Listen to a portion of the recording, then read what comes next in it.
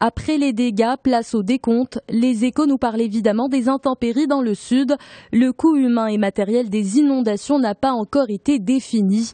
Nous sommes toujours dans la phase de collecte des données, a déclaré hier le ministre de l'Équipement, du Transport et de la Logistique, Aziz Rbah. Ces propos ont été tenus devant les députés qui ont déploré la lenteur des opérations de secours et la fragilité des infrastructures. L'école privée passe au crible de la Nouvelle Tribune. C'est une école qui renforce les inégalités des chances, écrit l'hebdomadaire. C'est en tout cas l'une des conclusions du Forum international des droits de l'homme de Marrakech qui s'est clôturé dimanche. Le constat a été partagé par les représentants de plus de 25 pays.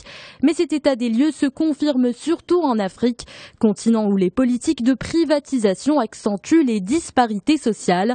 Elles remettent en question la notion d'éducation comme bien public. Le Parlement marocain se met à l'heure du digital, écrit Libération. D'abord pour déclarer la guerre contre l'absentéisme. La Chambre des représentants sera désormais contrôlée grâce à une carte digitale. Un nouveau chapitre s'ouvre pour l'action parlementaire accusée de manque de professionnalisme, commente le quotidien. Le président de la Chambre basse fait une promesse. 2015 sera l'année de la révolution technologique au Parlement. Fini le vote à main levée et le comptage des bras tendus, ironise le journal. Beji Caïd Sebsi ou Monsef Marzouki, et si le Parlement tunisien avait déjà choisi son candidat comme le suggère Jeune Afrique, l'absence du président sortant lors de la séance inaugurale de l'Assemblée laisse place à toutes les interprétations. Une chose est sûre, Marzouki n'a pas été invité, rappelle son directeur de campagne. En revanche, tous les grands noms de la classe politique tunisienne ont été conviés, comme le Premier ministre Mehdi Jemaah et surtout Beji Caïd Sebsi, le chef de Nida Tunis et grand favori du second tour de la présidentielle.